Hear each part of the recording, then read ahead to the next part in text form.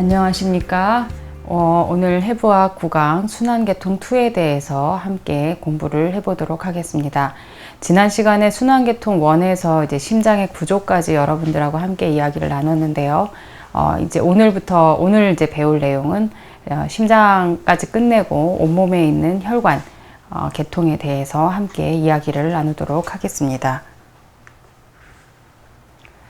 자, 그래서 이번 시간에 여러분들하고 함께 이야기할 것은 혈관의 구조를 알 수 있다. 그 다음에 우리 몸의 혈액 순환 형태를 알 수 있다. 그리고 우리 몸의 전신에 분포하는 혈관과 또 혈관들에 대해서 공부를 하게 됩니다. 그래서 배울 내용은 혈관의 구조, 그 다음에 혈액 순환의 형태, 그리고 온몸의 동맥, 온몸의 정맥, 그리고 림프 순환에 대해서 이야기를 나누겠습니다. 혈관과 혈액의 순환에 대한 얘기를 먼저 하도록 하겠습니다. 혈관은 기본적으로 공통적인 구조를 가지고 있습니다. 동맥이나 정맥이나 림프관이나 상관없이 같은 형태의 이제 구조를 갖게 되는데요. 하지만 이게 이제 동맥이냐 정맥이냐에 따라서 조금 차이가 있는 정도입니다. 그러니까 기본적인 구성은 같지만 어느 부분이 더 많이 발달해 있느냐 아니면 발달되지 않았느냐에 따라서 나눠질 수 있다는 얘기죠. 그래서 그 크기와 구조적 특징에 따라서 이제 나눌 수 있는데, 첫 번째 동맥은 크기가 큰 것부터 저희가 탄력동맥이냐 근육동맥이냐 소동맥이냐 혹은 세동맥이냐로 구분이 됩니다. 그리고 이제 모세혈관 같은 경우도 구조적인 특징에 의해서 몇 가지 나뉘어지고요. 그 다음에 정맥은 크기가 작은 것부터 해서 세정맥, 소정맥, 중간정맥 및 대정맥으로 분류됩니다. 동맥은 큰 것부터 나열을 하는데 정맥은 왜 작은 것부터 나열하느냐.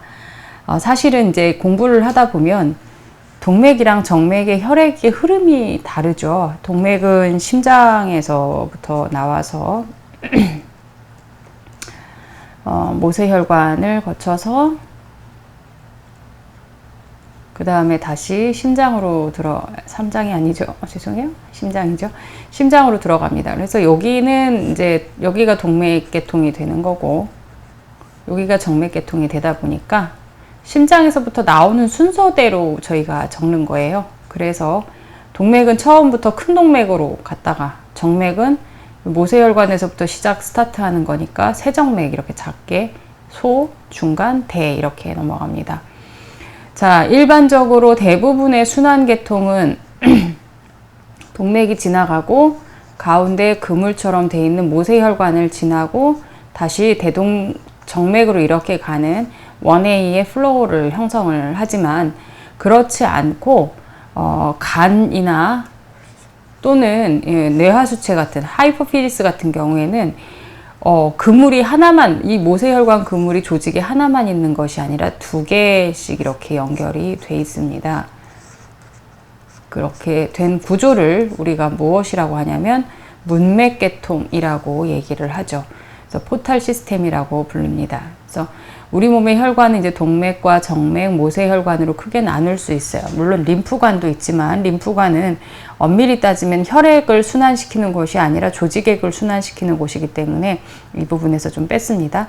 그래서 이제 순환도 이런 순환, 일반적인 순환과 그 다음에 문맥계통이라고 불리는 또 다른 순환이 있다는 것을 알아두시면 되겠습니다. 자, 그러면 혈관벽의 구조부터 한번 살펴보도록 할게요. 이게 동맥이고 여기가 정맥입니다. 기본적으로 각각 혈관은 속막과 중간막 그리고 바깥막으로 이루어져 있어요. 그래서 속막은 속막도 내피와 그 다음에 내피 밑층 그리고 속탄력막 이렇게 구성이 되어 있습니다.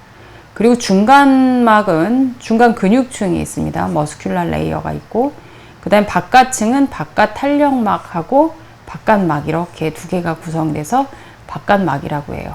영어로 조금 어렵게 발음을 하면 속막은 튜니카 인티마라고 하고, 중간막은 튜니카 메디아, 바깥막은 튜니카 어드벤티티아라고 불러요. 그래서 이렇게 구성이 되어 있는데 이게 정맥도 마찬가지입니다. 내피가 있고 내피 밑층이 있어요. 단지 이제 없는 거는 정맥에는 탄력막이 존재하거나 하지만 너무 약하거나 없거나 뭐 이런 형태입니다. 그리고 중간막 역시 정맥에도 근육이 발달되어 있지만 동맥만큼 두껍지는 않고요. 바깥막 존재합니다. 그래서 이런 식으로 기본적인 혈관의 벽이 이루어져 있다. 기본적인 혈관의 벽은 다음과 같이 이루어져 있고요. 그 다음에 모세혈관을 보면 한 층의 얇은 내피세포 하나에 의해서만 이루어져 있어요. 그래서 이렇게 모세혈관을 지나가는 이런 한 층의 내피세포로 이루어져 있어서 이 사이의 틈새가 약간 헐렁헐렁하기 때문에 물질의 이동들이 자유자재로 일어날 수 있도록 그렇게 만들어져 있습니다. 특히 또 정맥의 벽의 일부를 보면 정맥의 내피세포가 이렇게 암으로 함입되어 있는 구조가 있는데 이게 밸브가 형성이 되어 있습니다. 특히 우리 몸의 하지 허리 아래에 있는 정맥들 같은 경우에는 피를 갖다가 이렇게 다리에서부터 밀어 올릴 때 충분한 압력이 형성되지 않을 경우가 있습니다. 그렇게 되면 동맥 같은 경우에는 속 탄력막이 있어서 탄성을 가지고 있고 또 압력이 적절하기 때문에 상관없지만 정맥은 중력에 의해서 혈액이 역류되는 것을 방지하기 위해서 이런 판막의 형태들을 가진 그런 정맥이 우리 몸의 다리 부분에 분포하는 정맥에 많이 발달되어 있습니다. 자, 요걸 제가 강의로 책을 구입해서 보시면 좋은데 이 한국말 책을 미국에서 사는 게 쉽지가 않은 관계로 그냥 해부학 책을 참고하셔도 되거든요. 근데 이제 PPT에 되도록이면 많은 글을 좀 써서 여러분들이 PPT만 가지고 공부하셔도 별 큰 무리가 없게끔 제가 이번부터 좀 글씨를 많이 넣었습니다. 그래서 공부하시기는 조금 더 편하실 것 같아요. 자, 혈관벽의 구조를 이제 텍스트로 정리를 했습니다. 내강, 루멘이라고 하고요. 그 다음에 속막, 중간막, 바깥막의 세 층으로 구성이 되어 있습니다. 혈관의 속막은 튜니카, 인티마, 자, 내피가 있고, 그 다음에 바닥판, 그 다음에 내피 밑층 이렇게 존재하는데, 내피는 한 층에 편평 상피 세포로 이루어져 있고, 그 내피 세포 밑에 베이잘 라미나라고 하는 바닥판이 존재를 합니다. 그 다음에 내피 밑층에는 동맥 같은 경우에는 요 엘라스틱 멤브레인이 존재해요. 그래서 이 탄력막 마치 라텍스로 라이닝 해놓은 것처럼 하드탑 이렇게 탑 만들어 놓은 것 이렇게 고무줄 라이닝 라텍스 같은 걸로 이렇게 라이닝 돼 있듯이 탄력막이 존재를 합니다. 그래서 이 탄력막이 존재하는 이유는 심장에서부터 뿜어져 나오는 아주 높은 압력을 혈관벽이 견뎌야 하기 때문에 그것을 이제 견디게 해주는 그런 충분히 늘어났다가 다시 돌아올 수 있는 탄성을 이제 가질 수 있도록 해주는 그런 기능을 하는 거죠. 자, 그 다음에 이제 중간막은 튜니카 메디아, 대부분 민무늬 근육 세포로 이루어져 있어요. 그래서 이 중간막에 있는 근육을 통해서 어떤 일들을 하게 되냐면 혈관의 수축과 이완을 담당을 하는 겁니다. 그래서 이 혈관이 온도 변화나 혹은 어떠한 이유에 혹은 혈압이 너무 올라갔다든지 혈압이 너무 내려갔다든지 그럴 때 혈관의 수축과 이완을 통해서 혈압을 조절하기도 하고요.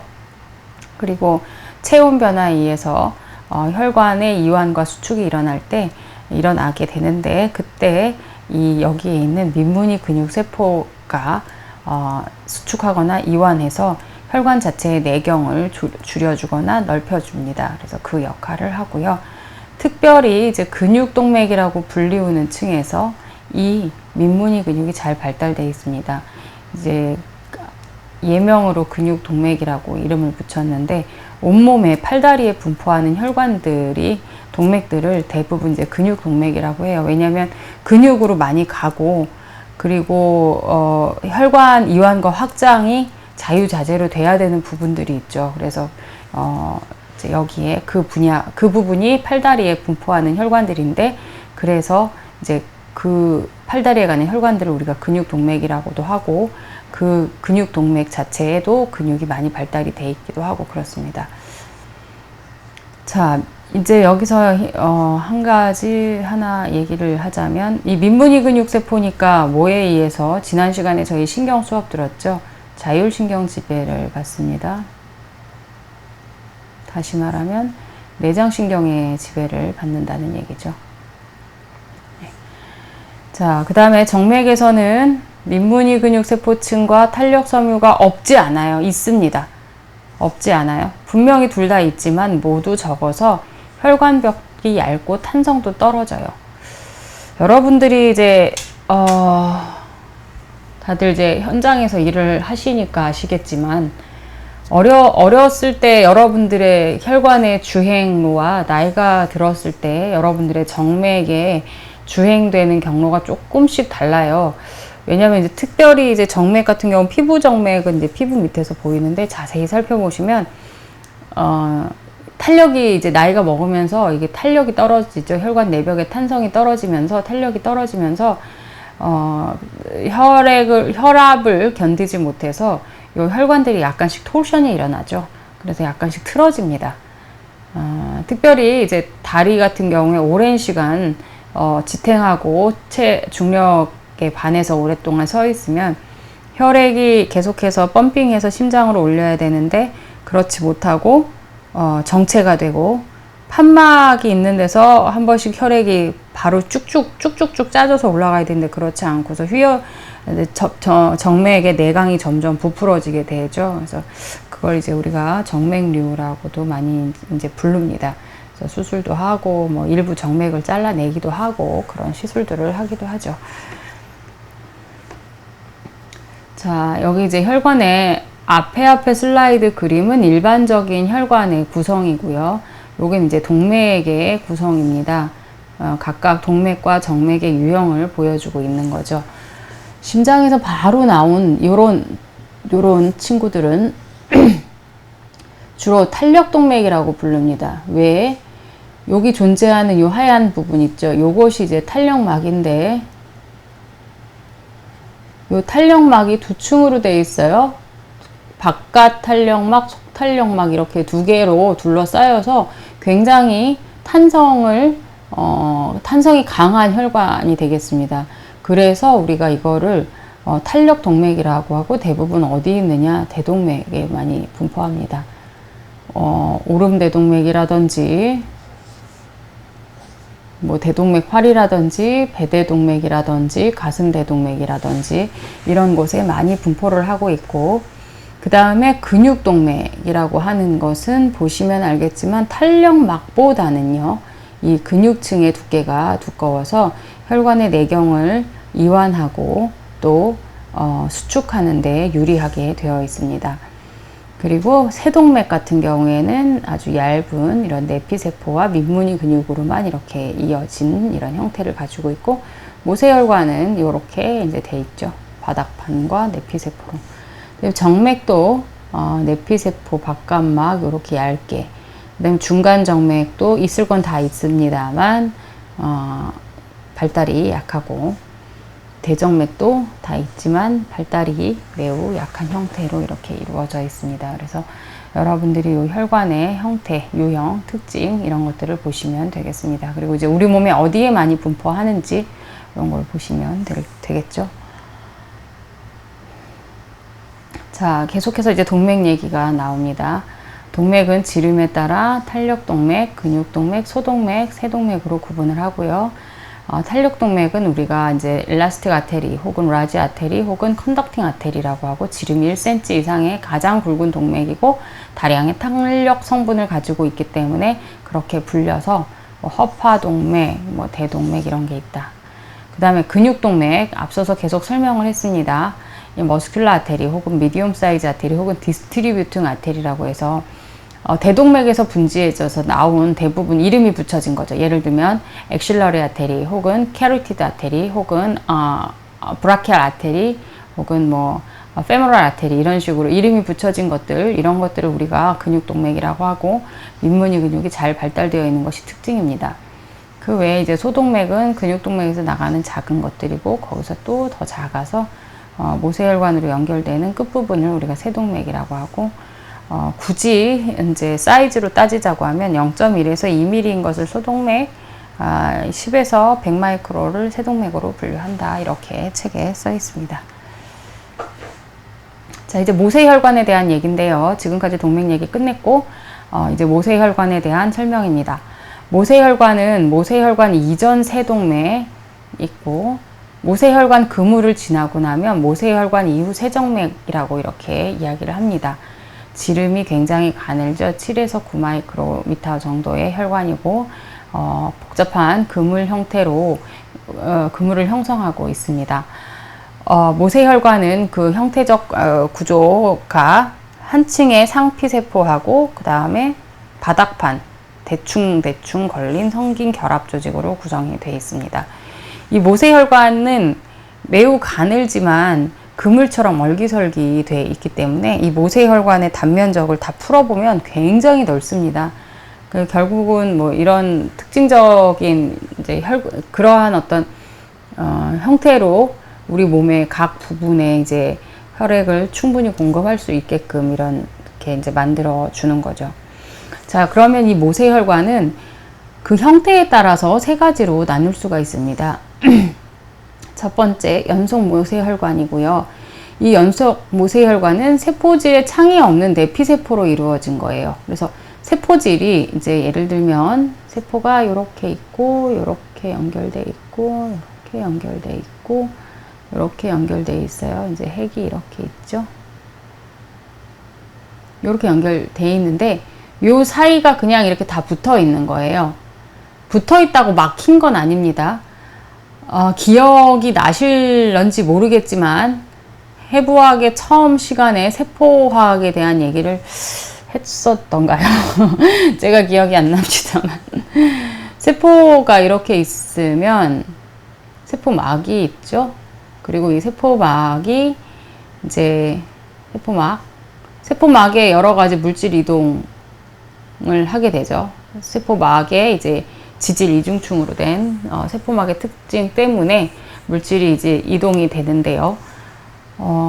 그냥 그렇게 돼 있을 뿐이지 사이사이에 큰 공간은 형성되어 있지 않다는 얘기예요. 그래서 그냥 창도 없고 이제 요렇게 그냥 막혀 있는 구조고요. 그래서 이제 그런 혈관을 우리가 연속 모세혈관이라고 하고, 어디에 많이 있냐면 근육, 결합 조직, 외분비샘 등 신경 조직 등에 분포하는 유형입니다. 그럼 이제 연속이 있었으니까 연속 안 되는 게 있겠죠. 창모세혈관입니다.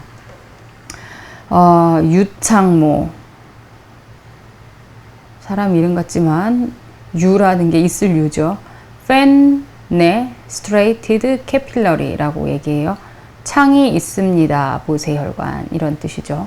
창이 있는 모세혈관이다 해서 내피세포의 세포질에 다수의 작은 fenestrate가 포어가 나 있는 게 특징이에요. 이제 이런 애들은 구멍이 나 있다는 것은 무언가 물질 이동이 많이 일어나야 되는 곳이라는 생각이 딱 들죠. 그래서 이들이 있는 곳은 콩팥이나 안구의 맥락막이나 윤활막이나 위장관의 점막이나 내분비샘 같이 혈액하고 조직 사이에 아주 활발하게 물질 이동이 일어나야 되는 곳에 많이 발달을 해 있습니다. 그 다음에 이제 굴모세혈관이 있어요. 모세혈관이 다른 유형에 비하면 여기 지름이 about 7에서 9 마이크로미터였잖아요. 그런데 여기는 지름이 무려 30에서 40 마이크로미터로 되게 크고요. 구불구불하고요. 이렇게 막 굴처럼 이렇게 넓어져 있습니다.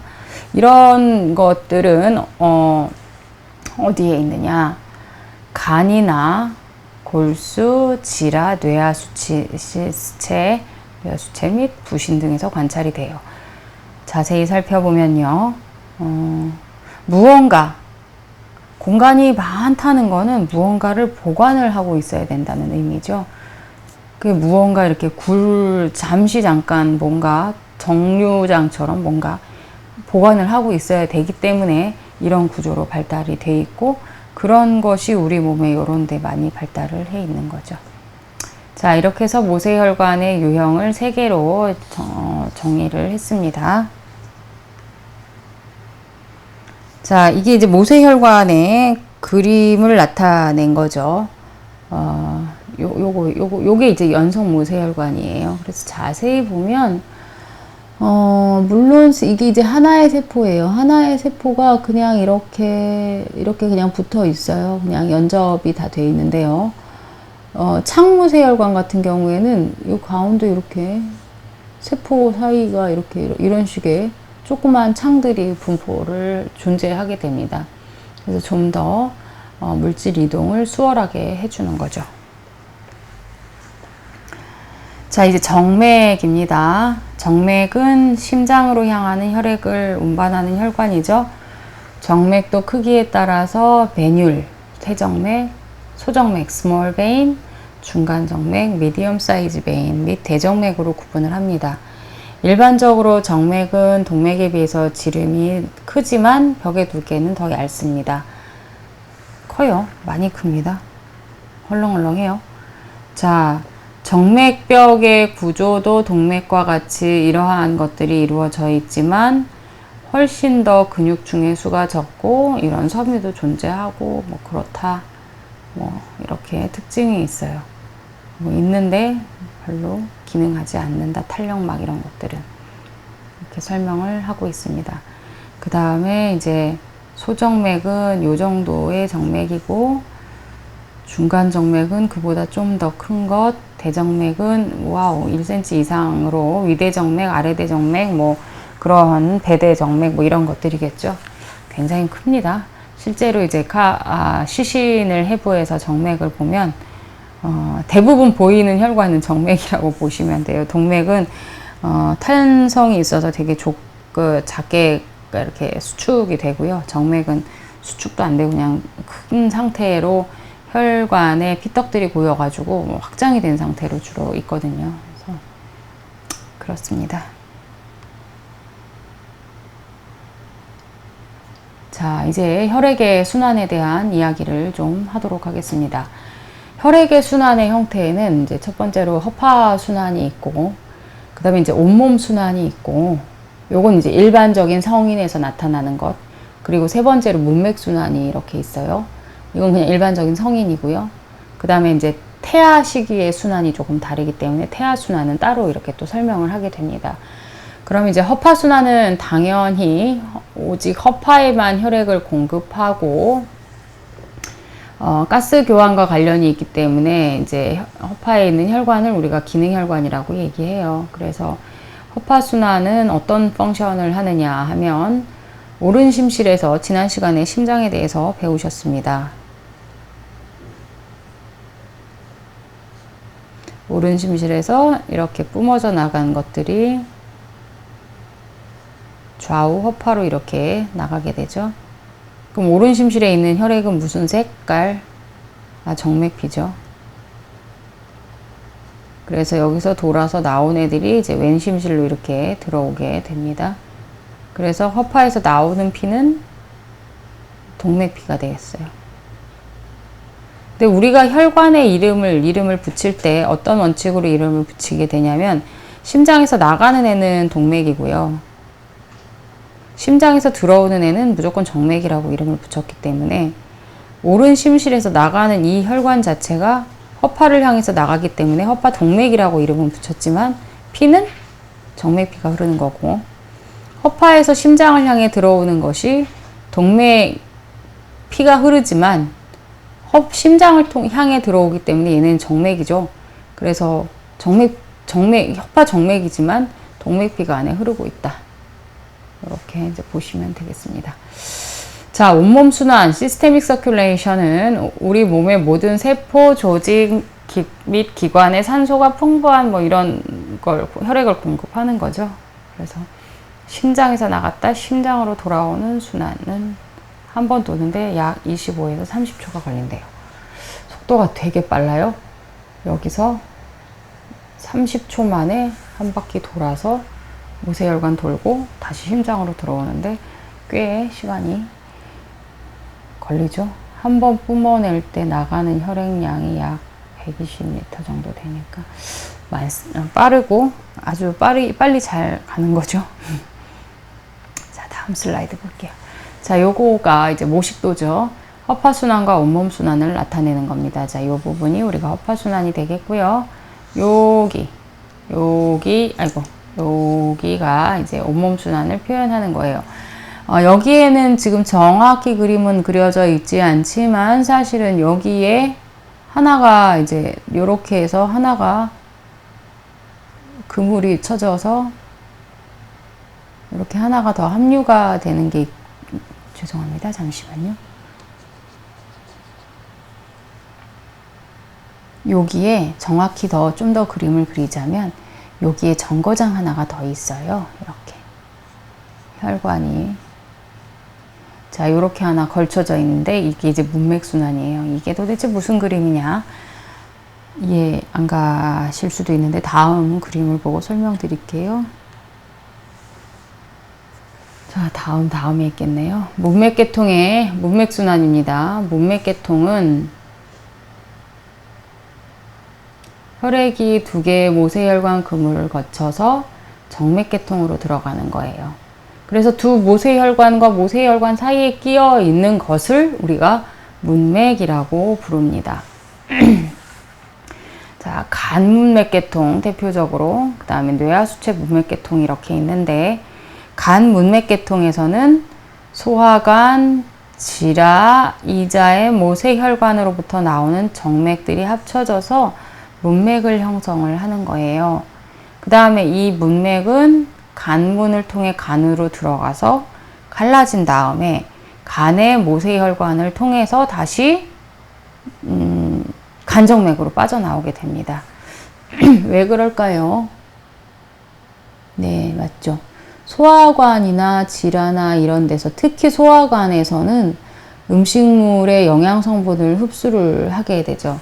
그래서 그 영양분을 흡수하고 그 흡수된 영양분을 그냥 낭비하면 안 되니까 간으로 한번 들어가게 됩니다. 그래서 간에 들어가서 간에 이제 적재적소에 잘 스토리징을 하고 잘 보관을 하고 거기에서 이제 다 보관하고 나서 아무것도 안 남은 찌꺼기 같은 피를 다시 간정맥으로 모아서 올라가는 겁니다. 자, 그 다음에 뇌하수체도 마찬가지예요. 뇌하수체는 우리가 이거를 시상하부 뇌하수체 문맥계통이라고 불려요. 원래대로 하면 동맥에서 한번 모세혈관 그물 형성하고 끝나야 되는데 모세혈관 이렇게 뇌하수체가 있는데 여기 이렇게 해서 모세혈관 그물을 한 번 더 형성을 하게 됩니다. 그래서 하나, 두 개 이렇게 해서 모세혈관 그물을 이렇게 두 개로 형성을 하게 되는데 이것을 우리가 뇌하수체 시상하부 뇌하수체 문맥계통이라고 이렇게 이야기를 하기도 하고 그냥 뇌하수체 문맥계통이라고도 이야기를 합니다. 이유인즉슨 어떤 이제 예를 들면 뇌하수체 시상하부 이런 애들은 호르몬 분비를 많이 해야 되는 부위죠. 그러니까 이제 그렇게 나온 애들을 뇌하수체에 저장을 해야 되니까 만들어진 호르몬들을 어딘가에 저장을 해야 되네요. 그래서 이제 그 저장을 하려면 만들어진 거를 물질 교환을 해서 이제 보내야 되니까 또 다른 제2의 모세혈관 그물이 형성이 되는 겁니다. 간도 마찬가지고요.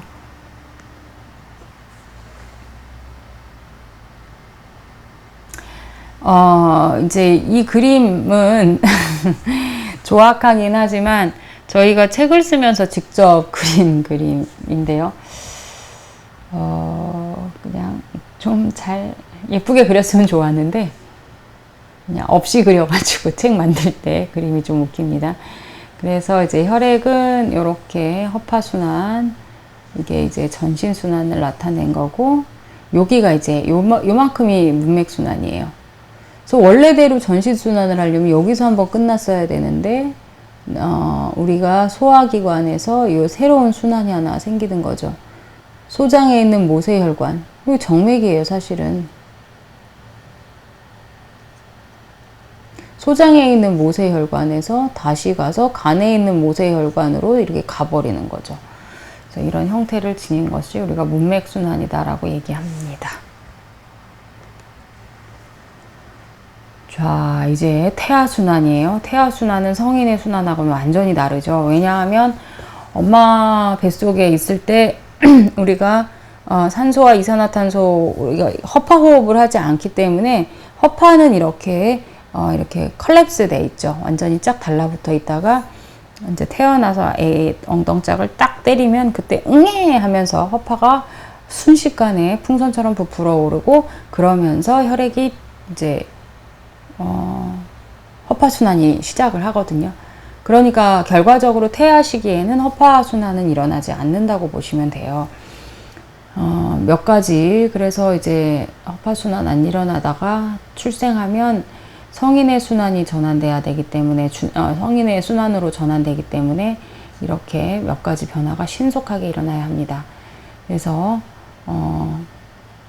압력이 감소하고, 태아 시절에 있었던, 지난 시간에 순환계통 1에서 여러분들은 심장의 구조 중에 타원 오목이라는 것을 보았고, 태아 시기에 그것이 타원 구멍이었다라는 거 배우셨죠?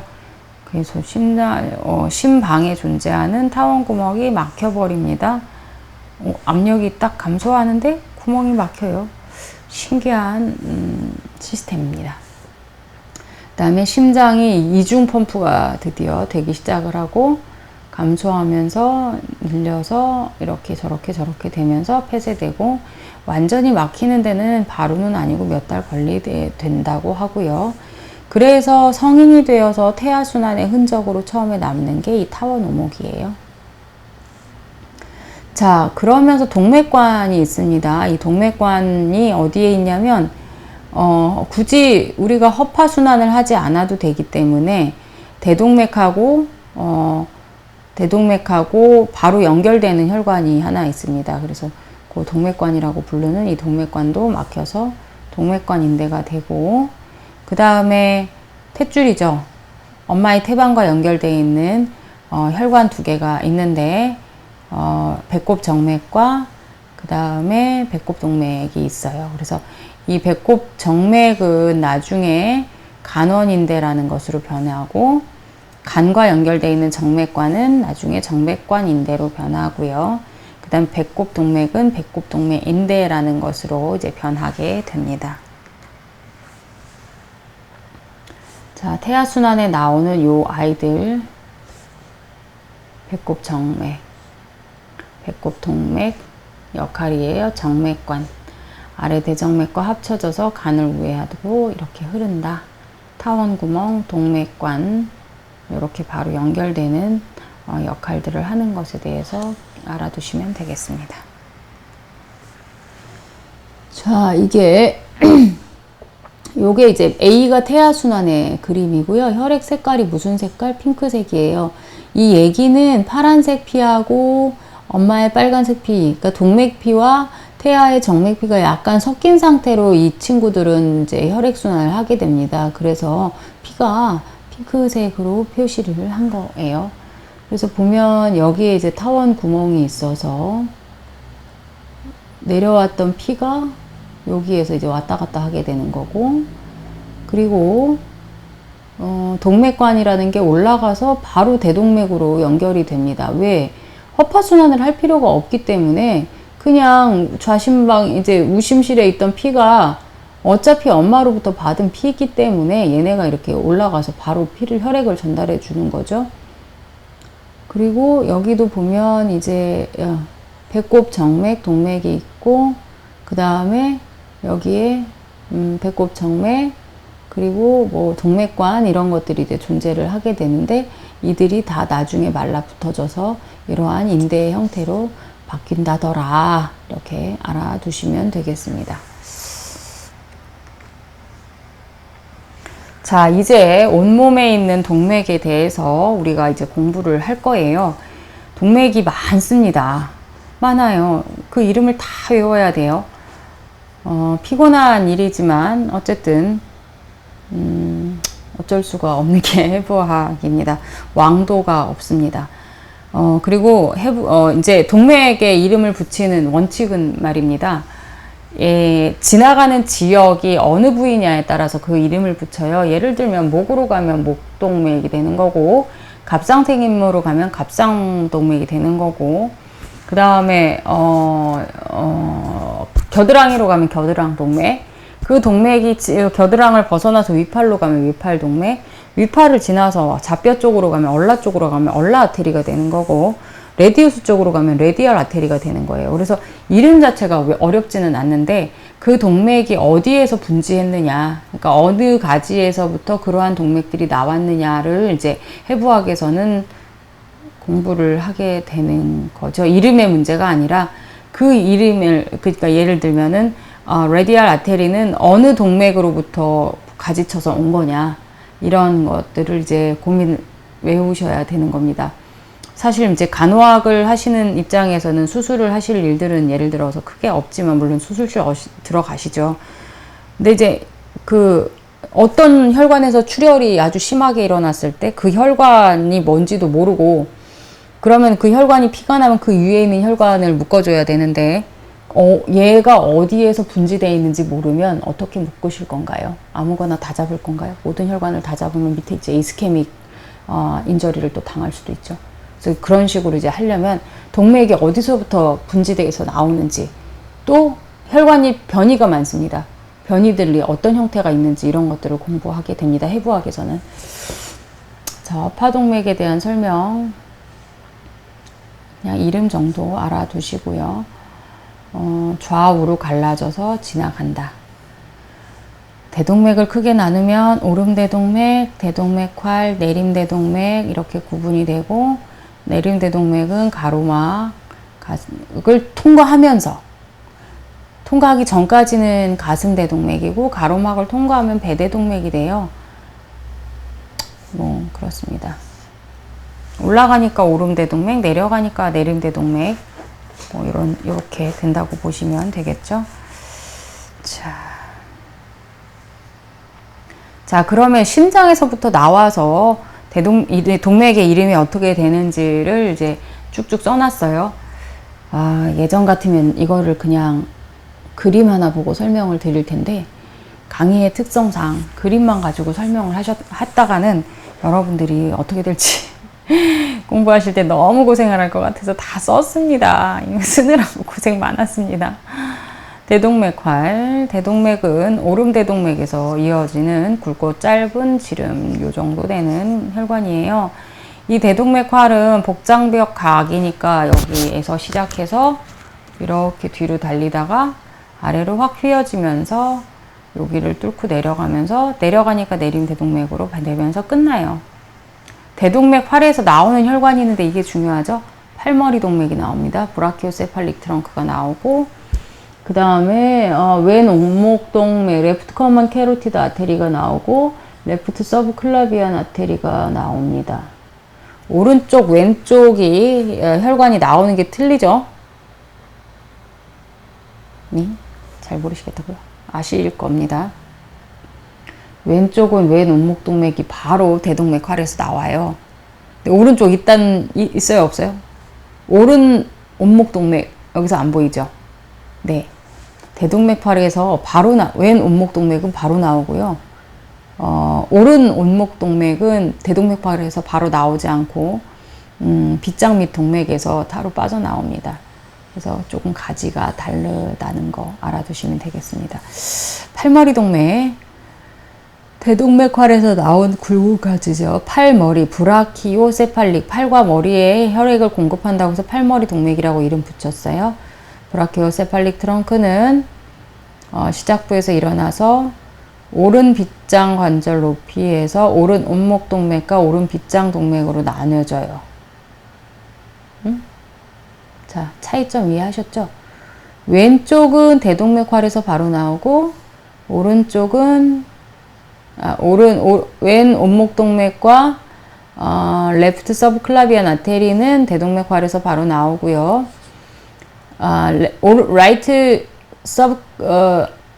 라이트 서브클라비안 아테리와 그 다음에 라이트 커먼 캐로티드 아테리는 어디서? 팔머리 동맥에서 나온다. 이렇게 아시면 되겠습니다. 이런 것들이 나오는 경우도 가끔 있다라는 얘기죠. 자, 이제 여기 제가 좀 전에 얘기한 건 여기를 얘기하는 거예요. 여기. 자, 온몸에 동맥이 이렇게 다 생겼죠. 그래서 여기가 이제 대동맥 중에 오름대동맥, 그 다음에 여기가 대동맥 활이 되는 거고, 가슴 뒤로 내려가면 내림대동맥이 되고, 횡격막까지 내려가는 이 부분을 가슴대동맥, 가로막을 뚫고 내려가는 이 부분을 이제 배대동맥이 되고, 요 배대동맥이 골반뼈, 허리뼈의 제 L4, L3 정도 위치에서 갈라지게 되는데, L2 뭐 이런 위치에서 갈라지는데, 이렇게 갈라지면 이거를 커먼 일리악 아테리라고 얘기를 하고, 이 커먼 일리악 아테리는 두 개의 가지로 다시 갈라집니다. 인터널과 익스터널로 갈라져가지고 각각 다리에 이제 다리와 그 다음에 골반에 혈액 공급을 해줍니다. 그래서 또 이제 여기서 나온 것 중에 하나인 넙다리 동맥 페모럴 아테리는 쭉 내려와서 다리에 두 개로 갈라져서 이제 혈액 공급을 해요. 팔도 마찬가지죠. 대동맥활에서 하나는 여기 이제 팔머리 동맥이 이제 나왔고, 여기는 바로 대동맥활에서 바로 왼쪽으로 가는 빗장밑 동맥과 그 다음에 커먼 캐로티드 아테리가 나왔어요. 올라가서 겨드랑 밑을 내려가면 빗장밑이고, 서브클라비안이고, 겨드랑을 지나가면 엑실러리 아테리예요. 그래서 엑실러리 아테리가 테레스 메이저라는 근육을 이제 그 경계를 지나가잖아요.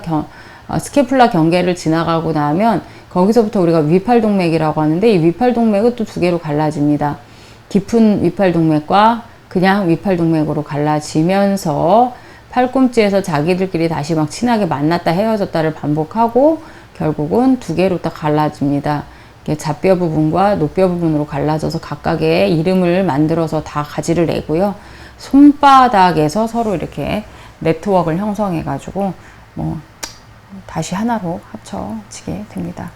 다리도 마찬가지죠. 내려와서 여기서 발등 동맥, 우리가 발바닥 동맥활 혹은 발등 동맥활이라고 얘기하는데, 이런 식으로 이제 만나게 됩니다. 제가 몇 시부터 시작을 했는지 기억을 못하고 있어요. 자, 그 다음. 자, 이제 머리와 목의 동맥을 하나씩 살펴볼게요. 가지들만 그냥 읊고 넘어가는 걸로 할게요. 커먼 캐로티드 아테리를 통해서 머리와 목에 혈관을 다 분포를 하는 거예요. 그래서 이 커먼 캐로티드 아테리는 양쪽으로 이렇게 두 개가 이렇게 따라 올라가다가 어디쯤 여기 사이로이드 카틸리지 있는 사이로이드 카틸리지 여기 있죠. 여기 이 부분에서 위모서리 높이에서 인터널 캐로티드 아테리하고 익스터널 캐로티드 아테리로 갈라지죠. 그래서 이 인터널 캐로티드 아테리는 어디에? 머리에, 이렇게 브레인에 머리뼈를 뚫고 들어갑니다. 캐로티드 캐널을 통해서. 해부학 뼈대계통 공부하시면서 머리뼈 안에 엄청나게 많은 구멍이 있었죠. 그 구멍 중에 캐로티드 캐널이 있습니다. 그 캐널을 통해서 머리뼈 안으로 들어가서 어디? 브레인의 anterior and middle 그 파트에다가 혈액을 공급을 해주는 역할을 합니다. 자, 그 중에 그리고 바깥 목동맥 external carotid artery는 얼굴과 목 부분에 혈액 공급을 하게 됩니다. 전체 external carotid artery의 브랜치가 전체 8개가 있어요. 그 8개를 시험 문제 내기 되게 좋죠. 주관식으로. 다음 중 바깥 목동맥의 가지를 모두 쓰시오. 그럼 이제 나오는 순서부터 이렇게 시험 문제를 내곤 했습니다만 여러분들은 퀴즈니까 안 풀어도 되셔서 정말 다행이죠. 자, 그런데 이제 여기 재미있는 말이 있어요. 온목동맥은 오른쪽과 왼쪽에 그 있는 곳이 달라요. 앞에 슬라이드에서 설명했어요. 오른쪽은 어디에서 나와? 팔머리. 브라키오세팔릭 트렁크에서 나오고, 왼쪽은 어디서 나와요? 왼쪽. 왼쪽은 어디? 대동맥활. 에어티 아치에서 그냥 나와버리죠. 그러면 길이가 달라요. 에어티가 아치에서 나오면 당연히 주행 경로가 길죠. 그리고 얘네는 갈라져서 나오지 않고 각각 자기 줄기로 나오는데, 오른쪽은 갈라져서 여기서 팔머리에서 하나 나와가지고 거기서 두 개로 갈라져요. 그래서 그것 때문에 스트로크의 호발 더 잘 된다 안 된다 이런 논문들도 예전에 있었습니다. 왜냐면 혈관의 주행 경로가 다를 뿐만 아니라 메이저 브랜치에서 갈라지는 혈액의 압력이 다르기 때문에 어디가 뭐 오른쪽인지 왼쪽인지 스트로크 맞는 부위가 더 호발되는 부분이 어디다라고 이렇게 조사하신 분들도 있었습니다. 혹시 데이케어 센터나 이런 데 근무하시는 분들 한번 확인해 보세요. 이렇게 레프트 헤미가 많은지 라이트 헤미가 많은지 한번 보시면 의외로 또 어느 한쪽 방향성이 더 강한 경우가 많습니다. 자, 바깥목동맥 가지만 읽고 지나갑니다. 맨 아래에서부터 넘어갈게. 맨 아래, 그러니까 바깥목동맥의 가지가 이렇게 갈라져서 속목으로 가고요. 바깥목동맥이 있으면 맨 밑에서부터 시작할게요. 이렇게 올라가면서 여기가 얼굴이고요. 그러면 맨 1번 superior thyroid, 그 다음에 2번 ascending pharyngeal artery, 3번 inguinal artery, 4번 facial artery, 5번 occipital artery, 6번 posterior auricular artery, 7번 superficial temporal artery, 그 다음에 8번 maxillary artery로 딱 갈라지면서 끝이 납니다. 자, 그 다음에 이제 송목동맥이죠. 송목동맥은 척추동맥하고 더불어서 뇌에 혈액을 공급하는 주된 동맥이에요. 척추동맥이 막히는 경우 사실 많지는 않지만 대부분 막히면 이제 MCA, Middle Cerebral Artery Infarction이 많이 오게 되는데, 그런 경우는 이제 다 얘네들 문제죠. 얘네. 여기가 막히면 척추동맥에 문제가 생기면 세레벨룸, 손해에 문제가 많이 생기고 포스테리어 로브에 문제가 많이 생깁니다. 그리고 폰타인이나 폰스나 뭐 이런 메둘라 이런 쪽에 척추동맥이 더 공급을 많이 하니까 그쪽에 문제 생기는 경우는 여기에 문제가 많고요.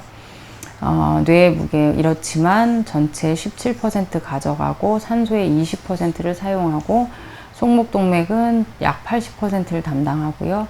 가지를 몇 개 이제 내고 이런 식으로 이제 끝나는데, 여기에 재밌는 게 있어요. 서클 오브 윌리스 고리라는 게 있습니다. 이 윌리스 고리는 뇌 바닥에서 이렇게 살펴보면 이렇게 고리 모양, 육각형의 고리 모양을 가지고 있어요. 혈관들끼리 서로 자기들끼리 서로 연결이 돼 있어요. 이유는 딱 하나입니다. 어느 한 군데가 막히면 우회로를 만들어주기 위해서 이런 구조가 발달을 한 거예요. 만약에 여기서 막히면 이 부분이 다 죽어야 되는데 여기서 우회를 해서 이렇게 공급을 해줄 수 있도록 만들어주는 거죠. 여기서 막혀도 거기 아니어도 이렇게 우리가 우회해서 갈 수 있어, 이렇게 하기 위해서, 브레인을 살리기 위해서 발달된 구조라고 볼 수가 있습니다. 동맥고리는 축부순환의 경로를 제공할 수 있고 또 많은 변이가 있습니다. 자, 이 표에 대한 거는 제가 이제 여러분들 강의 자료 업로드할 때 다시 올려드릴 거예요. 자, 이게 그림이죠. 이렇게 대동맥활에서, 자, 이게 왼쪽, 오른쪽 나오는 거 다르죠? 가지가 이렇게 나오고 여기는 이렇게 나갑니다. 그래서 서브클라비안 아테리, 커먼 캐로티드 아테리, 서브클라비안 아테리, 커먼 캐로티드 아테리, 여기서 바깥 목동맥, 익스터널 캐로티드, 인터널 캐로티드 이렇게 갈라지고, 여기는 버테브랄 아테리 이렇게 나오는 거 보여주고 있습니다. 그 그림들 보여준 거예요. 요게 이제 빗장위 동맥에서 나온 팔머리 동맥, 왼쪽이죠.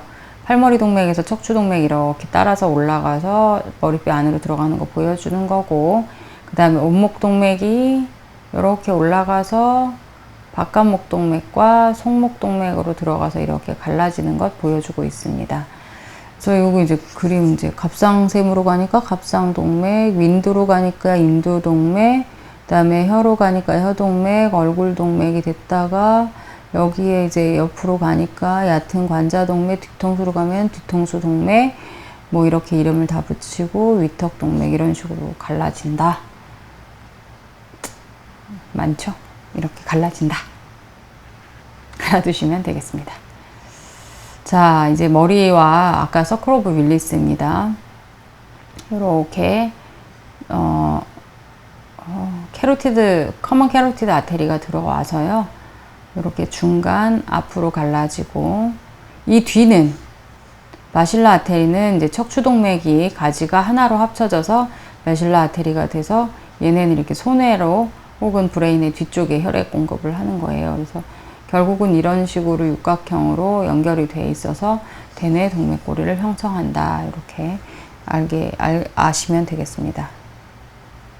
자, 이제 팔의 동맥은 빗장 및 동맥을 시작으로 해서 이제 여기에서 나오고 나온다라는 얘기 계속했죠.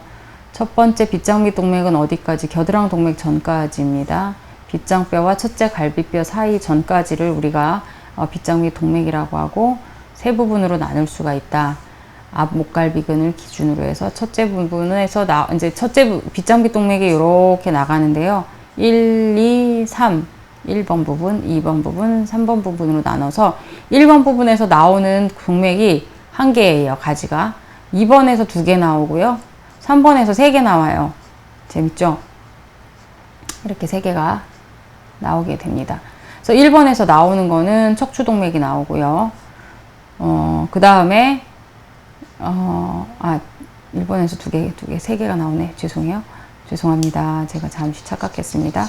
첫째 부분에서 척추동맥과 갑상목동맥, 그 다음에 속가슴 동맥이 나오고, 둘째 부분에서는 목갈비 동맥이라는 게 나오고, 셋째 부분은 등쪽 어깨 동맥이라는 것이 가지를 쳐서 하나씩, 그 다음에 하나씩 이렇게 나온다. 이렇게 기억을 하시면 되겠습니다. 그 다음에 이제 겨드랑 동맥입니다. 겨드랑 동맥과 위팔 동맥으로 구분이 되고, 위팔 동맥은 노동맥과, 죄송합니다. 자동맥으로 나뉘어서 팔의 먼쪽 부분에 분포하는데요. 겨드랑 동맥은 빗장 및 동맥이 계속된 것이죠. 첫째 갈비뼈의 가쪽 모서리에서 큰 원근의 트레스 메이저의 아래 모서리까지 연장되어 있고요. 그 이후로는 이제 위팔 동맥이라고 얘기해요. 그래서 이 엑실러리 아테리는 팩토랄리스 마이너에 의해서 이렇게 살짝 덮여져 있습니다. 그리고 이 근육에 의해서 세 부분으로 또 구분이 되는데, 제가 아까 빗장 및 동맥 세 부분 나눴을 때 가지 나온 설명을 겨드랑이랑 헷갈렸어요. 겨드랑 동맥은 첫째 부분에 수페리어 소라식 아테리 하나, 둘째 부분 소라코 아크로미얼 아테리 하나 하고, 라테랄 소라식 아테리, 셋째 부분은 서브스케플라 아테리, 안테리어 서컴플렉스 휴머럴 아테리, 포스테리어 서컴플렉스 휴머럴 아테리 3개의 가지를 내요. 그래서 이렇게 해서 하나 나가고 1번 부분에서 2번 부분에서 2개가 위아래로 나가고 3번 부분에서 이렇게 한 개씩 또 하나씩 이렇게 3개가 나오는 형태를 가지고 있습니다. 이게 이 그림을 보여주는 거죠. 여기가 이제 빗장 및 동맥, 여기가 겨드랑 동맥입니다. 그래서 그림 살펴보시면 될 거예요. 자, 그 다음에 가슴과 배의 동맥. 이제 여기 아까 말씀드렸듯이 이제 이렇게 팔의 동맥이 있으면 이게 위팔 동맥으로 갈라지면서 깊은 위팔 동맥과 그냥 위팔 동맥으로 갈라지고요. 요게 2개로 다시 갈라지면서 자동맥과 노동맥의 가지를 내서 결국은 마지막으로 손바닥에서 끝난다. 이렇게 보시면 됩니다. 자, 가슴과 배의 동맥이죠. 가슴과 배의 동맥, 분포하는 동맥은, 이제, 읽어보시면 되시겠죠. 이어지는 2cm 정도의 굵은 혈관으로 12번째 아래 모서리의 높이에 있는 가로막의 대동맥 구멍까지 이르는 것이고, 그 아래쪽으로 우리가 배대동맥이 된다. 그렇습니다. 자, 이게 가슴과 배에 분포하는 동맥입니다. 가슴에서 각각의 가지들 나오고 가로막을 뚫고 배대동맥이 돼서 여러 개의 장기에 분포하는 가지를 냅니다. 자, 배대동맥은 어디 전까지냐 하면 엉덩동맥 전까지를 배대동맥이라고 해요. 그래서 크게 2개의 가지로 구분할 수 있어요. 비세랄 브랜치와 업더미널 브랜치로 이렇게 갈라져서요. 페르에탈 브랜치로 갈라져서 이제 뭐 각각의 분포를 하겠죠. 근데 여기서 이제 단독으로 존재하는 가지가 있기도 하고 쌍으로 존재하는 가지가 있는데, 그 중에서 이제 쌍으로 존재하는 건 키드니, 수프라레날, 그 다음에 고나드 아테리들은 쌍으로 오른쪽 왼쪽 두 개가 있습니다. 하지만 단독으로 존재하는 게 몇 개가 있는데요. 우리가 셀리악 트렁크라고 하는 복강동맥, 그 다음에 수페리어 메센터리 아테리, 인페리어 메센터리 아테리는 가운데 하나씩 뾰족뾰족 나와요. 그래서 배대동맥을 이렇게 보면 이렇게 두 개씩 가는 애들이 있고요. 가운데 한 개, 두 개, 이렇게 하나씩 이렇게 나오는 애들이 있어요. 실리악 아테리, 수페리어 메센터리, 인페리어 메센터리 아테리, 이쪽은 키드니로 가는 키드니 아테리, 위로 이렇게 올라가는 거 있는 건 수프라레날 아테리, 그 다음에 여기서 이렇게 두 개가 내려오는데 요건 우리가 오른쪽 왼쪽 고나달 아테리가 되겠습니다. 그리고 맨 마지막에 쭉 그 다음에 이제 그 다음에 이제 이렇게 쭉 내려갑니다.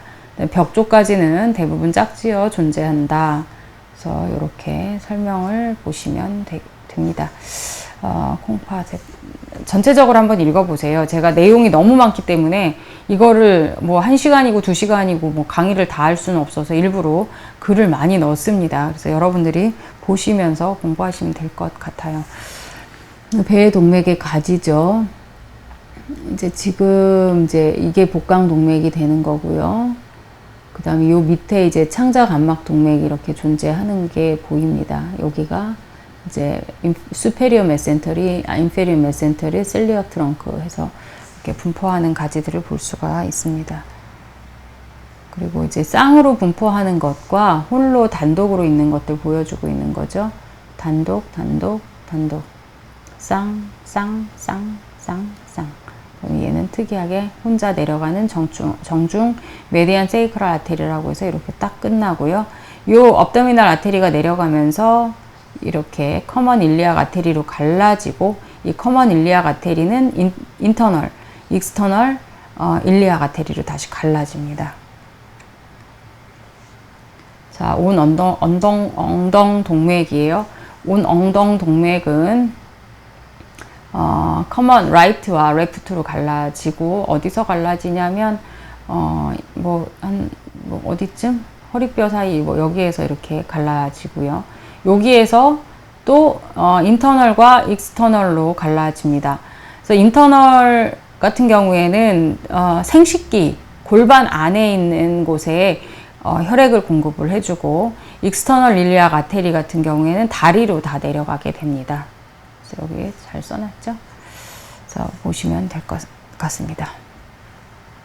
그다음에 속엉덩동맥, 길이는 매우 짧지만 가지가 많아요. 그리고 요 속엉덩동맥은 다시 밑으로 내려가면서 안테리어하고 포스테리어로 나누면서, 그리고 매우 변이도 심합니다. 해부할 때 힘듭니다. 그리고 이제 각각 나오는 가지가 있죠. 포스테리어 디비전에서 이런 일리어 룸발, 라테랄 세이크랄, 수페리어 글루티얼 아테리들 이런 것들이 쭉 나고요. 앞갈래는 이제 배 앞쪽으로 와요.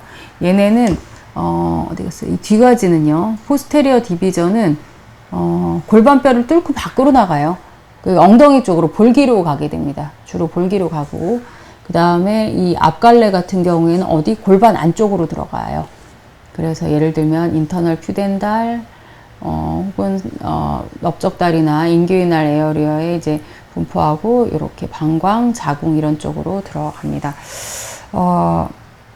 요 표에 대해서는 걱정하지 마세요. 제가 PPT로 강의 자료 올릴 때 이 표를 어태치해서 다시 올리도록 하겠습니다. 자, 바깥 엉덩동맥이죠. 많습니다. 지점을 지나면서 어디서부터 바깥 엉덩동맥까지냐면 어디까지? 인대까지를 삿고랑인데, 사람 몸 이렇게 있으면 다리가 이렇게 있고 골반이 이렇게 있으면 여기에 이렇게 팬티 입을 때 그어지는 요 선 있죠. 여기를 우리가 인귀이날 리가멘트라고 하는데, 여기 전까지가 바깥 엉덩동맥이고 여기서부터는 넙다리 동맥으로 바뀌어요. 그래서 가지가 나옵니다. 익스터널 일리악 아테리에 브랜치들이 인페리어 에피가스트릭 아테리하고 딥 일리악 딥 서컴플렉스 일리악 아테리라는 게 또 있고요. 그래서 이런 것들이 이제 있습니다. 가지들이 뭐가 있나 보시면 되겠습니다. 그래서 이제 요게 골반에 있는 동맥이에요. 요게 이제 커먼 일리악 아테리가 분리가 돼서 요렇게 바깥, 그 다음에 이게 속 엉덩 동맥이 되는 거죠. 그래서 속 엉덩 동맥은 이렇게 안으로 쑥쑥 들어가고, 그 중에 안테리어 브랜치와 포스테리어 브랜치가 나눠져서, 포스테리어는 이 골반뼈를 뚫고 밖으로 나가서 엉덩이에 이제 분포를 하고요.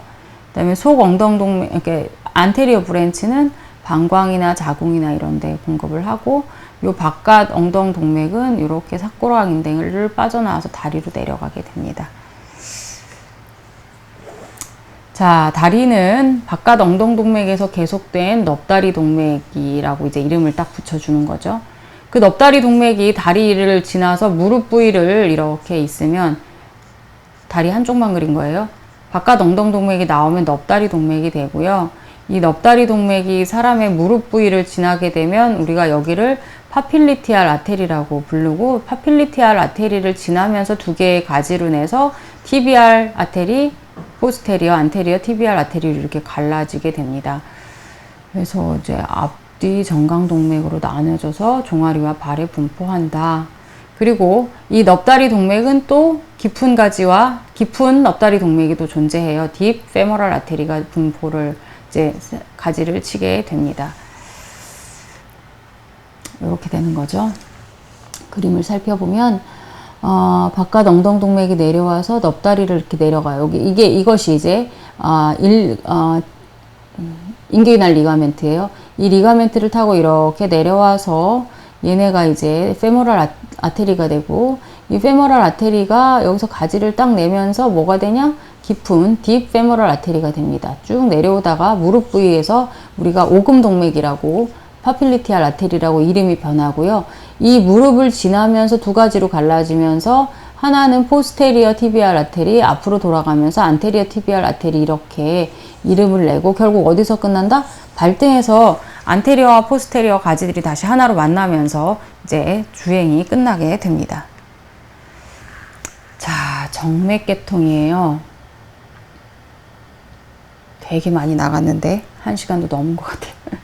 온몸 순환과 관련된 동맥계통에는 모든 가지가 대동맥으로부터 나가는 반면, 정맥계통에서는 위대정맥, 아래대정맥, 심장정맥골 해서 오른심방으로 들어갑니다. 주로 나오는 이제 동맥은 이렇게 대부분 깊은 층에 위치하지만, 정맥은 동맥하고 같이 가기도 하고요. 피부 밑에 존재하는 정맥이 있어요. 그래서 깊게 동맥하고 같이 달리는 정맥을 우리가 깊은 정맥, 딥베인이라고 하고요. 그 다음에 우리 이렇게 흔히 여기서 보이는 이런 것들을 우리가 슈퍼피셜 베인 혹은 피부 정맥, 큐타니어스 베인이라고 얘기합니다. 그래서 사실 깊은 정맥에 대해서는 굳이 이제 이름을 공부할 필요가 없는 게, 동맥하고 같은 이름을 가지고 있어요. 아까 페모럴 아테리를 배웠는데, 페모럴 아테리 옆에 페모럴 베인이 같이 쌍으로 달리고 있어요. 그래서 깊은 정맥의 이름을 일일이 외울 필요는 없지만, 없습니다. 동맥만 외우면 그 옆에 따라가는 정맥이 있으니까 당연한 거고요. 하지만 정맥은 동맥과 다르게 특이하게 피부 정맥이 있다고 말씀드렸으니까 피부 정맥에 대한 얘기만 제가 하고 넘어가도록 할게요.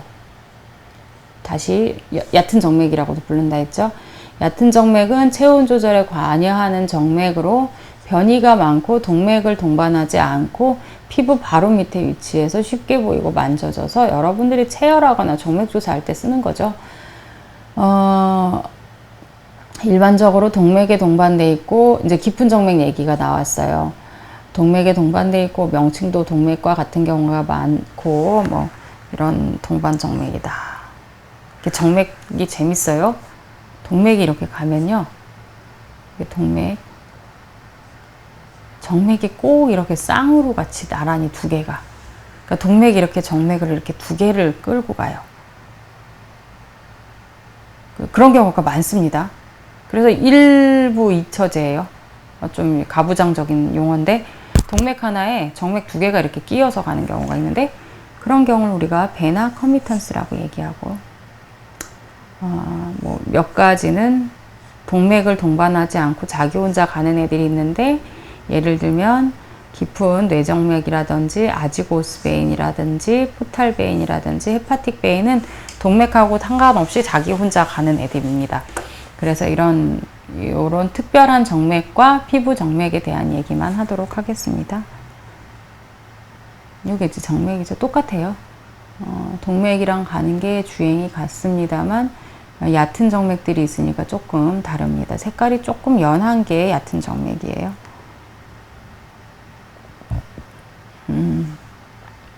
자, 머리와 목의 정맥에 대한 이름은 이제 이런 것들이 있고요. 그 다음에 이제 머리의 정맥에서 동맥하고 같이 주행하지 않고 독특한 정맥이 있습니다. 몇 개의 정맥 얼기들이 형성이 돼 있어요. 이렇게 이제 네트워크가 돼 있죠. 그래서 몇 개가 있냐면 테리고이드 플렉서스가 있고, 그 다음에 S자 시상 정맥골이 있고 바위 정맥골이 있고 해서 몇 개의 정맥들이 있습니다. 그래서 거기 제가 저 뒷장 슬라이드에 써놨는데 읽어보시고 다음 슬라이드 좀 볼게요. 이런 게 있죠. 머리뼈 공간 안에 있는 정맥입니다. 특이한 건 뇌 실질에서부터 시작하는데 뇌 표면 빠져나와서 이러한 것이 형성이 돼요. 여기는 동맥과 주행하지 않습니다. 자기 혼자 이렇게 크게 혼자 굴을 만들어 놓고 사는 거예요. 그리고 빠져나가서 이렇게 나간다. 그 다음에 위시상 정맥골이 있고 고든 정맥골, 두통수 정맥골, 컨플런스 사이너스, 트랜스버스 사이너스, 시그모이드 사이너스, 카베너스 사이너스, 이러한 것이 동맥에서 보지 않게 되는 정맥에 있는 특징입니다. 머리와 목에 있는 정맥의 특징인 거죠. 자, 요런 것들이 굴이에요. 요거 굴, 두툼. 동맥은 이렇게 주행을 하지 않거든요. 이거는 이제 동맥하고 같이 주행을 하는 형태가 보이지만 그거 말고 이런 애들 갑자기 부풀어 올라서 이러한 굴을 형성하는 것은 동맥에서는 보여지지 않는 형태입니다. 그래서 이렇게 보시면 되겠고요. 그 다음에 팔의 정맥. 요거 이제 팔의 정맥이라고 하기보다는 피부 정맥으로 볼게요. 노쪽 피부 정맥이 있고, 첫 번째. 그 다음에, 그러니까, 세팔릭 베인, 바실릭 베인 두 개가 제일 크죠. 그래서 세팔릭 베인은 어느 쪽에? 팔의 가쪽, 라테랄 사이드를 따라 올라가는 게 세팔릭 베인이고, 바실릭 베인은 팔의 메디알 사이드를 타고 올라갑니다. 그래서 이제 각각 주행이 살짝 다르다. 세팔릭 베인 같은 경우에는 나중에 쭉 타고 올라가서 겨드랑 정맥하고 만나게 되는데요. 바실릭 베인 같은 경우에는 누구랑 만나냐면 윗팔 정맥, 브라키알 베인하고 이렇게 합류가 됩니다. 그리고 이제 중간에 한 정맥 하나가 있는데 두 개로부터 받는 정맥이 이제 팔오금의 형성에서 또 중간 정맥이라는 게 있고, 두 개를 이렇게 해서 뭐 이러한 정맥의 형태를 가지고 있고요. 또 Y 모양으로 갈라지면서 이제 여러 가지 가지들을 냅니다. 특히 메디안 큐비탈 베인이라고 하는 요 팔오금 중간 정맥은 체열이나 정맥 주사에 잘 사용이 되는 건데요. 저는 별로 이제 가서 체열실과도 별로 안 좋아해요. 이 정맥이 잘 보이지도 않고 또 혈관벽이 되게 가늘어서 주사 놓기도 힘들고, 그래서 맨날 그 나비 바늘로 조그만 걸로 막거나 조그만 걸로 뽑거나, 정말 모스키토를 만나기 전까지는 굉장히 피를 뽑기가 어려운 그런 몸을 가지고 있습니다. 자, 이게 팔에 요건 깊은 정맥이에요. 이게 얕은 정맥이고요. 그 다음에 이게 바실릭 베인, 이게 세팔릭 베인입니다. 그 다음에 메디안 큐비탈 베인이 여기 이렇게 존재하고, 아래팔에 있는 얕은 정맥들을 이렇게 보여주고 있습니다. 자, 동맥에서 보여지지 않은 특이한 존재가 몇 개 있다고 했죠. 아지고스 베인이에요. 혼자 있어요. 동맥과 같이 달리지 않고 가슴에 이제 정맥에 여러 정맥을 받아들이는 정맥이고, 동맥을 동반하지 않기 때문에 홀로 간다 해서 홀 아지고스 베인, 홀 정맥이라고 얘기하고 몇 개가 있기 때문에 그것을 우리가 아지고스 베이노스 시스템이라고 불러요. 그리고 더군다나 이 친구들은 양쪽이 대칭도 아니고요. 각각 다릅니다. 그래서 오른쪽에 하나 큰 거가 있는데 그걸 우리가 아지고스 베인이라고 하고, 왼쪽에 헤미 아지고스 베인하고 액세서리 아지고스, 헤미 아지고스 베인 이렇게 있습니다. 그림 보면 알겠습니다. 자, 여기 이제 외로이 달려가고 있죠. 이렇게 혼자서 두껍게 가고 있는 게 이제 헤미 아지고스 베인이고, 왼쪽에 이렇게 가고 있는 애들이 우리가 이제 헤미 아지고스 베인이라고 이렇게 불러요. 그래서 액세서리 아지고스 베인들도 이렇게 이제 옆에 조그맣게 존재하고요. 그래서 이거는 동맥하고 주행이 완전히 다른 형태이기 때문에 기억을 해두시면 좋겠습니다. 그 다음에 이제 배에 있는 정맥은 동맥하고 주행이 같기 때문에 여러분들이 그림으로 그냥 이해하시면 되겠습니다. 자, 그렇지만 또 동맥에 없는 애가 또 하나 있죠. 이거는 헤파틱 포탈 시스템이죠. 간 문맥계통은 간과 간정맥에 대한 설명인데, 간 문맥계통은 위와 듀오데넘, 그 다음에 제주넘, 일리움, 그 다음에 라지 인텐스틴, 이자, 쓸개 등에서 오는 혈액이 이제 이렇게 하는데, 이것들이 서로 경유해서 어디로 들어간다? 문맥 시스템으로 들어가서, 이 문맥은 다시 간으로 들어가서 사이누소이드스를 이제 분지하고 헤파틱 베인으로 다시 형성됩니다. 그래서 이 시스템 자체를 우리가 간 문맥계통이라고 해요. 이 간 문맥계통은 이제 뭐가 문제냐? 리버 시로시스가 나타났을 때 간에 이제 간이 딱딱해져서 혈관을 막게 되죠. 그러면 혈액을 다 이렇게 들여보내는데 그 압력이 막혀 있으니까 견디질 못하는 거예요. 그래서 이 문맥계통으로 계속 피는 가는데 얘들을 풀어낼 수가 없으니까 얘들하고 인접하고 있는 만나고 있는 이러한 혈관이 부풀어 오르기 시작을 합니다. 식도나 이런데. 그러면서 이제 메두사 카프트라든지 식도 정맥류 생겨가지고 이제 파열이 된다든지 혈관 파열이 일어난다든지 이런 현상들이 나타나는 거죠. 자, 이제 간 정맥은 많은 간굴 모세혈관이 합쳐져서 형성되는 간소엽 중앙부에서 시작해서 이렇게 형성을 한다. 뒤에 소화계통에서 한 번 더 나옵니다. 이게 이제 원래 오리지널 시스테믹하게 정맥이 들어가는 거고, 요 보라색이 문맥계통이에요. 그래서 이렇게 여기서 인접을 하고 있죠. 그래서 간경화가 심하게 되면 식도 헤모리지가 일어나고, 배꼽 주변에 이제 요런 배벽 정맥들이 부풀어 오르죠. 여기가 막히니까 이리 가야 되는 애들이 이리 못 들어가니까 결국은 일로 역류를 하면서 부풀어 오르거든요. 그래서 메두사 카프투스, 그 다음에 렉탈 헤모리지가 일어나기도 하고 그렇습니다. 그래서 배 정맥을 이제 설명드렸어요.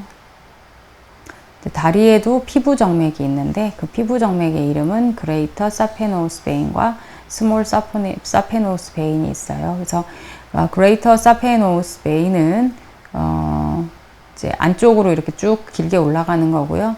스몰 사페노우스 베인은 이제 발등의 가쪽에서부터 쭉 올라가서 종아리 뒤쪽으로 들어가는 형태를 가지고 있고, 특이한 것은 이제 얘네는 판막을 가지고 있고, 마찬가지로 큰 두렁 정맥도 그레이터 사페노우스 베인도 판막이 있고, 얘네가 이제 불완전해서 이것들이 이제 확장되면 이것을 베리코스 베인이라고 얘기를 합니다. 그래서 다리의 피부 정맥은 이렇게 크게 두 개가 있다. 기억해 두시면 됩니다. 이게 다리에 있는 정맥이에요. 깊은 정맥은 패스하고 피부 정맥들을 설명하고 있는 겁니다. 그래서 이렇게 들어가는 게 이제 스몰 사페노우스 베인, 그 다음에 이렇게 바깥으로 달리고 있는 게 그레이터 사페노우스 베인입니다. 자, 림프계통입니다. 혈액의 혈장 성분이 모세혈관을 통해 조직으로 들어온 것을 조직액이라고 하고요. 이 조직액은 다시 세정맥으로 다시 흡수가 돼서 혈액으로 들어가는데 한 15% 정도가 작은 림프관을 통해서 들어갑니다. 그래서 이 림프관을 통해서 들어간 애들은 림페틱 시스템을 따라서 흐르게 되고, 이것을 이제 우리가 림프라고 얘기하죠. 림프. 그리고 이게 안 나가면 이제 우리가 부종 생기죠. 림프 마사지 이런 거 한다는 게 결국은 이 림프관의 순환을 높여주는 겁니다. 그래서 점점 모세 림프관이 합쳐지면 림페틱 베슬, 큰 림프관을 하고 중간중간에 이런 림프 노드들이 있습니다. 아주 작은, 완두콩은 좀 커요. 녹두만한 구조들이 이렇게 되게 대롱대롱 매달려 있습니다. 이것들은 다들 면역 반응에 관련하는 것들이죠. 그래서 우리 몸의 림프관은 오른 림프관과 가슴 림프관으로 합쳐져서 빗장 및 정맥과 여기 합류점으로 들어가서 결국 혈류로 오른 심방으로 들어가게 됩니다. 그래서 이 림프계통은 여러분들이 책이나 이제 텍스트를 보는 것으로 이렇게 끝내는 것으로 하겠습니다. 그래서 이렇게 작게 있는 애들이 이제 림프절이죠. 림프노드들. 겨드랑이에 많고요. 그 다음에 목 주변에 많아요. 그 다음에 배에도 있고 사타구니에도 많습니다. 따라서 여러분들이 갑자기 아데노바이러스 인펙션 나거나 이러면 갑자기 여기 부풀어 오르죠. 그러면서 이제 전체적으로 시스테믹하게 림프노드들이 붓기 시작을 합니다. 그리고 이제 이 림프노드들은 굉장히 순환 잘 되고 물질 이동이 아주 잘 되기 때문에 예를 들면 이제 캔서 셀들이 림프로 전이가 됐다. 그럼 이제 전신에 다 퍼지고 잘 이동을 하니까 이제 들어갔다 하면은 다들 난리가 나죠, 항상. 어쨌든 요렇게 림프절이 있고 크게 우리 몸에 이제 대표적인 림프관들이 어떤 것들이 있는지도 표를 통해서 다시 설명을 하도록 할게요. 이제 자료를 제공하도록 하겠습니다. 자, 이게 우리 몸의 림프 흐름을 그냥 하나로 정리를 해놨어요. 그래서 다리에서 올라오는 것, 그럼 바깥 엉덩이 림프절을 통하고, 골반에서 올라오는 것은 일리악 림프 노드로 들어가면 이것이 결국 커먼 일리악으로 들어가고, 그 다음에 오른 허리 림프절, 그 다음에 생식기에서 오는 애들이 또 여기 합쳐집니다. 왼쪽 같은 경우에는 이렇게 들어와서 올라가고 이렇게 올라가요. 근데 이제 보면은 왼쪽은 창자에서 오는 애들을 받아요. 여기는 없죠. 여기는 창자에서 오는 림프 줄기를 받습니다. 그래서 쭉 받아서 어디에서 시스터나 카일리라고 하는 가슴 림프관 팽대를 거쳐서 가슴관을 통해 빗장 및 정맥으로 들어갑니다. 그리고 이제 이건 다리에서 오는 애들이고요. 여기 이제 팔에서 오는 애들. 팔에서 오는 림프들은 오른 림프관, 그 다음에 빗장 및 정맥으로 이렇게 들어가고, 이제 오른쪽에서 오는 애, 왼쪽에서 오는 애, 이렇게 서로 올라가는데 경로가 다르죠. 오른쪽에서 오는 애들은 오른 림프관, 그리고 왼쪽에서 오는 애들은 가슴 림프관을 통해서 온 가슴 림프관 사이로 이렇게 들어가게 됩니다. 그 다음에 이제 결국 최종적으로 우리가 수페리어 베나 카바로 합쳐져서 히아토로 들어가긴 하는데 조금 오른쪽 왼쪽에 림프의 흐름이 조금 다르다는 걸 이렇게 알아두시면 되겠습니다. 물론 순환계통에 몇 개가 있습니다. 지라의 스플린도 지금 얘기를 해야 되는데 스플린의 역할은 RBC를 깨트려주는 역할을 하죠. 그다음에 면역 반응에 관여를 하는 역할도 합니다. 그래서 이것들을 지라를 지금 넣을까 말까 하다가 내용이 너무 많아져서 이 스플린에 대해서는 여러분들이 이제 책을 참고하시면 될 것 같아서 그냥 뺐습니다. 자, 림프계통에 지나가는 그림, 인체에 있는 주된 림프관에 대해서 이렇게 그림으로 설명을 했고요. 자, 이렇게 해서 순환계통 2 강의를 마저 마쳤습니다. 내용이 아주 많죠. 외울 것도 아주 많습니다. 1시간 동안 줄여본다고 했는데 사실은 막 빨리 넘어가가지고 그나마 시간을 맞춘 거고요. 더 자세하게 하려면 굉장히 오랜 시간을 투자해야 합니다. 그래서 오늘 9강에는 혈관의 구조하고 우리 몸에 분포하는 동맥, 정맥, 림프관에 대해서 공부했고요. 이제 다음 시간에 10강에서는 호흡계통에 대한 공부를 이제 하도록 하겠습니다. 그래서 호흡계통은 생각보다 지금까지 배운 해부학 중에 가장 지금까지입니다. 그 다음 말고 지금까지 배운 것 중에서 가장 얇은 파트 중에 하나니까 쉬어가는 코너로 생각하시고 나가셔도 되겠습니다. 수고하셨습니다. 네, 감사합니다. 그럼 다음 시간에 뵙겠습니다.